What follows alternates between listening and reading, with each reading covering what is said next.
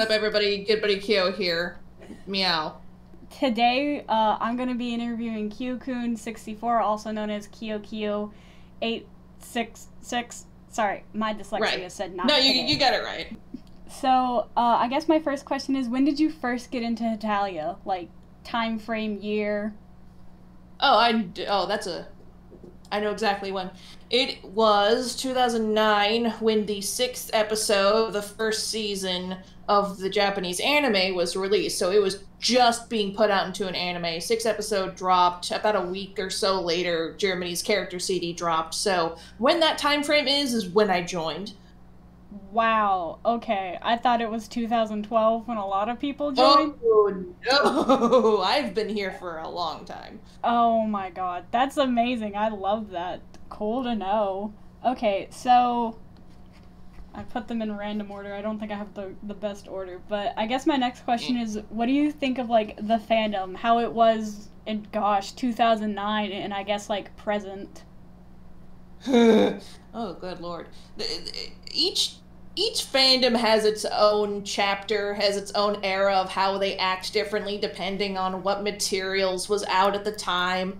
For example, um the 2012 fandom was very annoying because that is the time when and around Oni was at its height of popularity, because even though it discontinued in 2010, people were still like, oh my god, this is a thing. And then the Two Piece came out. That was right when that came out, so everyone was on a horror streak.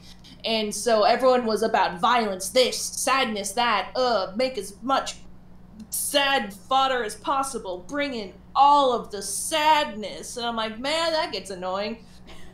And and then you got the really early stuff, like 2010 roughly, it was still in its baby era because we didn't have a dub yet, so like the massive westernization didn't happen yet. So it was still pretty small. We mostly just had the webcomics and a little bit of the anime to go off of. That was fine, except for the fact that that's when the newbies were showing up and doing some historical stuff, like, the infamous Nazi photo shoot at the synagogue. Oh yes, I've seen that photo. Oh my gosh, Oh this yeah. is such a treasure trove because everyone I've talked to has been into it since like 2015 to like present, so like this is really cool. Oh yeah, no, I am one of the veterans, and Lubo, my usual co-host, she's been in it even longer than I have. She's been in it when there was no anime, when all they had was the webcomics and have a separate paper to read the translations off of. Oh wow, I love that. I'm in such Yeah, awe so right now. we're very much veterans. Oh, that's so cool. So what about like the current fandom, like 2020? What do you think? 2020. We're kind of experiencing sort of a renaissance right now with Hetalia, Yeah. which I am personally super thankful for. However, I do not appreciate a lot of the fandom's dead, might as well ignore it. It's like, no, listen to me. New merchandise was announced today. Like, it is still going hard, and we're just trying to do our best. And I think people are starting to recognize that, especially the last 2 years since Hima's hiatus. People are like, fandom's dead, why bother? And it's like, no, keep going. And it's like, people are like, yeah, this is still a thing. Just let's get going. And I'm like, yeah. So it's getting a new revival, and I'm super thankful for that. Oh yeah, I agree about the like Renaissance thing. I see so much more favor for it and like in a really like positive way. There's still the questionable people. I don't Oh yeah, there's always going to be questionable people in every single fandom. There's going to be the newbies that are like, I don't know, but that's just new people. They don't have enough information. And the trouble with Italia, especially these days, is because since all the information is jumbled about, some people don't have access to or knowledge of the quintessential, essential pieces to enjoy the Hetalia fandom. Things that weren't in the anime, because I've met a lot of people who have only gone off the anime, and that just makes me sad, because there's a lot of good stuff in the manga that people skip out on, such as the dog bite incident, Yeah. Canada's upbringing, Bloody Yeah. Sunday. And it's like, bro, we've got so much, like, the 2010 bloodbath, which confirmed how mortality of nations works when it comes to being related to their nation kind. Like, what happens if they do die or disappear mysteriously? There is real life consequences, and it's like, no one ever looks at that when it's still really good lore. But then again, that's me who was there when it was first launched, so I was lucky enough to be there when it happened, compared to having to search back lots and lots of archives to find it.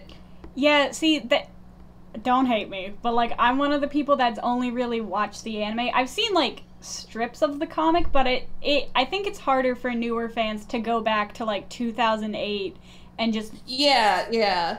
So, like... Absolutely. I feel that, but, like, I'm trying my best to read the manga and the blogs and, like, just get all of the lore, because I love this show so much.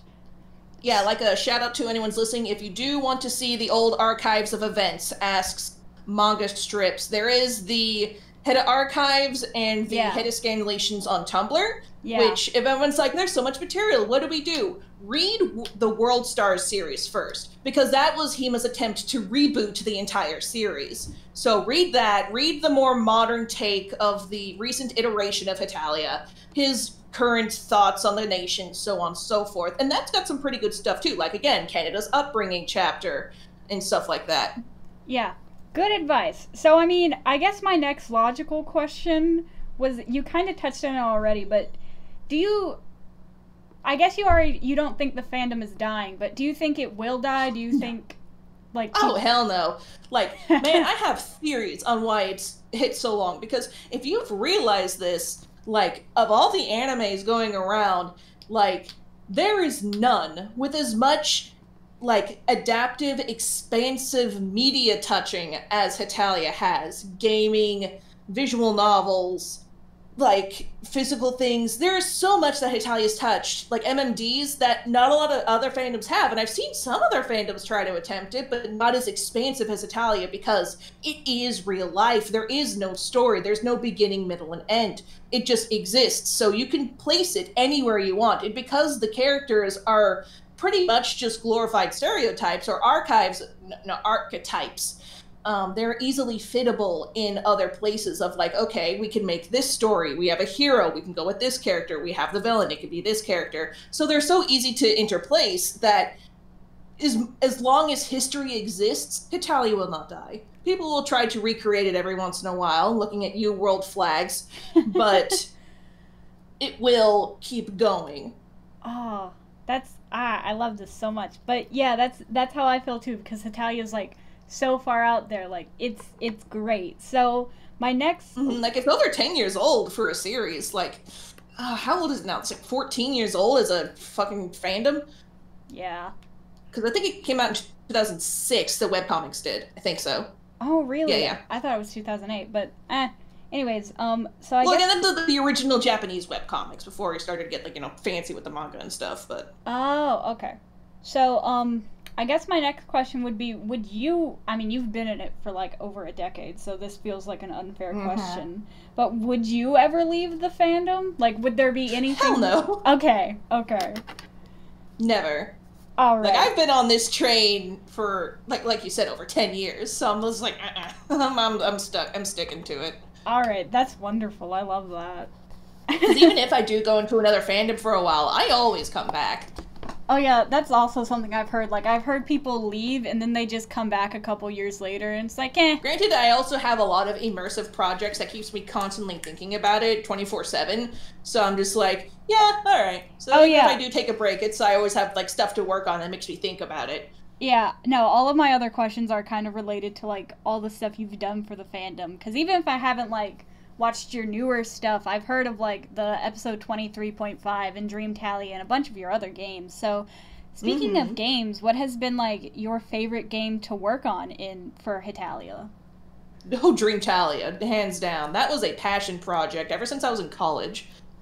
Which is a very long time ago. I was in college in 2011. Talia started in 2012. I am still working on the sequel to this day. Even when the entire cast abandoned me for it, I taught myself how to code, specifically to make sure it didn't die. I am very passionate. I self-financed the entire project too, which has been over $3,000. for just the first game. Oh wow, that's dedication. And is it free? Is the game free? I haven't. Oh, it's absolutely free. Oh wow, wow, that's dedication. Like, and it's around a 20-hour to 24-hour game.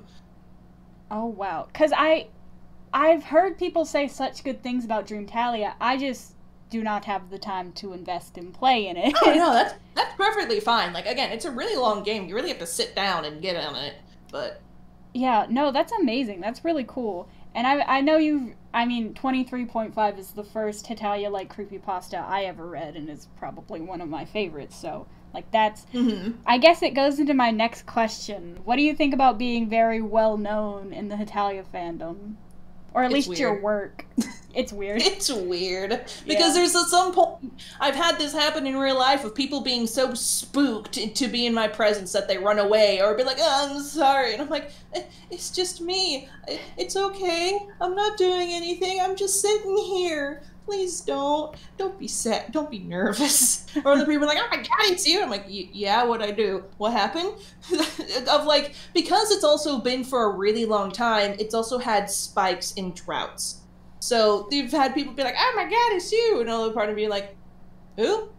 Yeah, all right. Or like, it's also really weird because even when I started Let's Playing in 2011, so I've had people since they were in elementary school watching me, and they're like, yeah, now I'm just graduating high school. I'm like, what? So it's wild. And I've had people like, especially at cons, back in the more hayer day of Hetalia was when I was more popular too, because again, Hetalia games, Hetalia fandom, yada yada. And so that was fun. That was a great day. But now with the fandom on a low keel, it's less that I get, brought up like separately, but there still is some, and I'm like, yeah, it's me. All I want is you to have a good day. So yeah, that's nice. That's really cool, because like you, maybe not your like KyoKoon like has specifically, but you've always been like in the ether, in the peripheral of like my Hetalia days. Like, I've always known of the creepypasta and of Dreamtalia and a couple of maybe of your other games, and just out there in the ether. So it's from like an outsider's perspective, you're pretty like, you're kind of immortalized in the world of Hetalia, whether you want to be or not. Yeah, which is it's still so weird to think about it that way, because I guess it's because when I joined in, there was no big content. Like, even when I joined, Hitaoni was not a thing. Yeah. So just being just like, oh yeah, I always heard about you. I'm like, how? And I'm like, oh right, because you only existed in a time where this piece of media existed. Instead of me, who has existed when times that the biggest stuff that people know today did not exist. So I'm just like, huh, weird. So it's like, yeah, it's interesting. And it's still something I don't exactly grasp very well, of like, really? That's that pop? Oh yeah, I guess it is. I just wanted your perspective on it, because I know you've been in it for a while. I didn't know 10 years, but like, go off, I guess. But I was just very curious. Yeah, I can go off about many things. I can say auditory essays about a lot of things about the Hetalia fandom, because I've been in it for so long. Listen, I will be waiting for that whenever you do. I love hearing about the history of the fandom, because I love being an archivist. So I only have one more question. What are your plans for the future concerning, I guess, maybe your YouTube channel and your games and like all of that? Because I read your FAQ, and you do seem really passionate about these games, and people do want to play them. It's just like a finance problem. Finance problem, being able to do one at a time when there's like 5 projects. So it's like, I can only stretch myself so thin. And yeah, like, actually, currently I am working on a game that I'm going to be previewing soon to the channel, and I'm not planning to stop anytime for the channel, of just trying to get a good schedule down so I can keep doing stuff, because of the Renaissance, there is so many Hetalia games, and during the drought, I forgot to play a lot of Hetalia games, so I have a lot of stuff stockpiling up. So I'm like, okay, let's bring this hype back. And including, my own stuff too, because I'm constantly working on a game, whether it be like Dreamtalia 2, Demontalia, Hetaculpa, other games like that, or even just side stuff like joining a game jam here and there, which I am currently entered in one, so that'll be something fun to see at the end of November. Oh, wow. So, I guess I know it takes a lot to like make a game, and this isn't one of my, but I'm just like curious about it in general. I've seen Oh like yeah, go for it. I've seen Hitalia games on like itch.io that you have to pay for. Would you ever like, cause Dream Tally, it You being gotta pay for this? some of them, I like looked it up and then like there was one free one, and then the other two were like $5, and $5 is $5 that I don't have. So That's illegal. yeah, One of the reasons why it's free is because it's a non-profit game. yeah. Because if you make money off of someone else's property, that's super illegal. So I guess that answers my question, that you would never like make someone pay for a Hitalia game. Oh no, never. Okay. The only thing I would pay for would be like if you want the assets for it. Like Yeah. people wanting like, hey, can I have the face sets? I'm like, well, I commission those, but if you want to send a tip over to the commissioner's way, then sure. Yeah, I mean that's fair. That's 100% fair. Yeah, because I want to give as much. I'm gonna level with you. Back in the day, I was really cheap, and I scammed some artist out of some art for my initial few games. Listen, Like only in the beginning of Dream Talia, but then I learned very hard that that's never a good decision. I've paid back in full every single artist that I have done that to, though, and we're all on good terms because, again, I was super young. I didn't know how Yeah. business worked. I was just trying to do something for free when I was in a very financially tight time. But now that I have proper jobs and have the proper go-to, I'm like, hey, I'm sorry about what I did.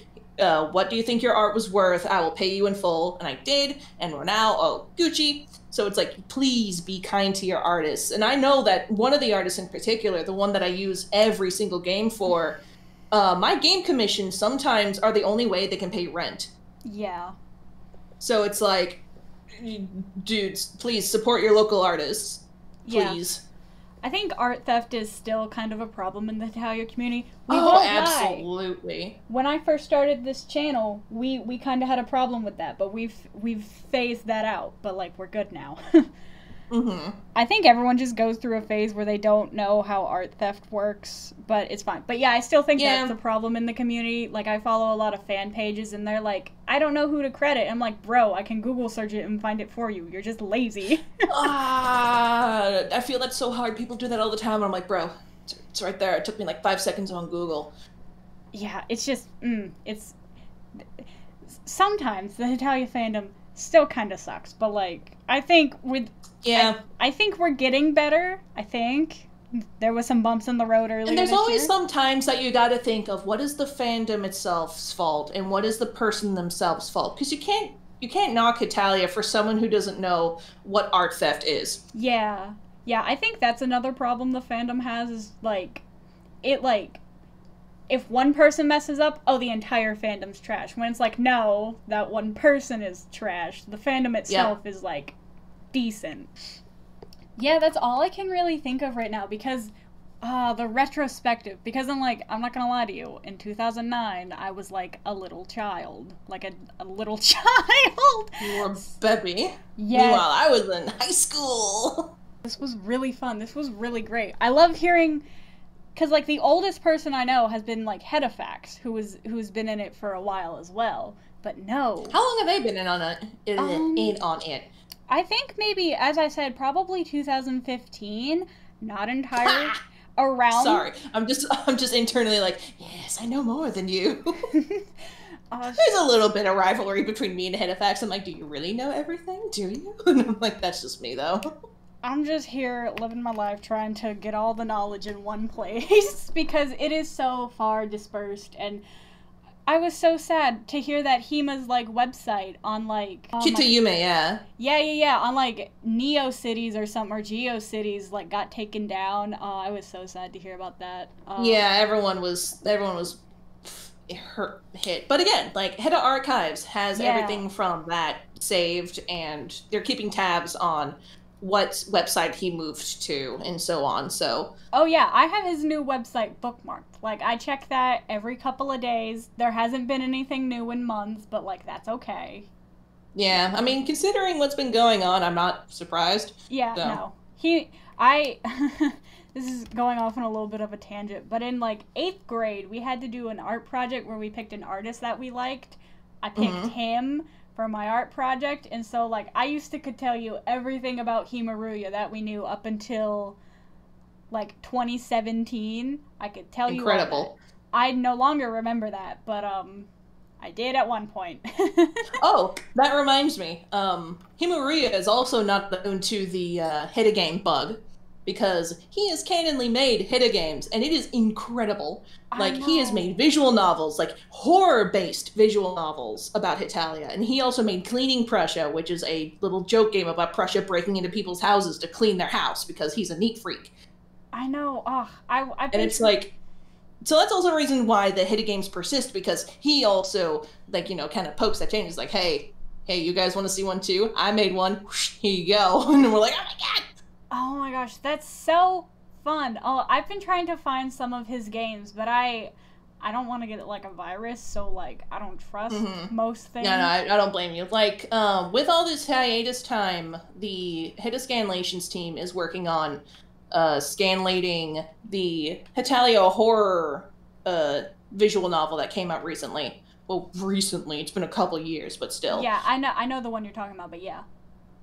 So that's been fun. So we at least have some new content, and we have new content as well. We have the Italian musicals, we have the new art coming out, we have the Ninjroids that have been coming out lately. Yes. So it's like, they're like, oh, it's dead. It's like, no, it ain't. It's just dead if you don't know where it is. Because like one of our friends is on the translation team for the Italian musicals. So we've seen all of them translated, and it is a trip. Not to mention, there is a lot of other side content people don't know about, like Hitalia Fantasia, which is the Hitalia canon RPG game, which, you know, it's not real, but it's based on MMO, and it's like, it's really funny. Like, I listened to the third drama CD, and it is legitimately hilarious. Of Prussia becomes a NEET, which Germany literally canonly calls him, you know, no employment, just always stays indoors, does nothing but waste his life on video games. He literally gets so good at the game, he trashes everyone else and makes a cult about himself. And it's like, oh my god, this is amazing. This is canon? Yes. Oh my gosh. That's I love it so much. I know I'm one of the bad people that only really watches the anime, but like I love hearing about it. I love this show. Yeah, so like much. I've been debating whether or not to like make a Essentials to Hitalia guide of like, hey, y'all should know about these strips, y'all should know about this stuff. What's Hitalia Fantasia? It's this stuff. Because I was like, oh yeah, I was there when it came out. Everyone knows it, right? It even got an episode in the anime, right? Wrong. People don't even know the anime episode exists. I'm like, really? I feel like I should know those episodes. I've tried to watch as much as I could. I could be wrong, but like, if you need any encouragement to make that video, I'm giving it all to you. Like, please. Yeah, like you'd be surprised how many people don't know about the Dog Bite comic, and it's like, wow, that's super elitist of you to say that. I'm like, bro, that's like one of the hugest things about Prussia's character, that he's losing his mortality. Yes. No. It took me a while, but I found the Dog Bite comic. I have like spent hours researching specific comics that I've heard whispers of, and it's great. I'm just like, that's it for me. So have a good day, everybody. Bye. And then I have a gremlin noise.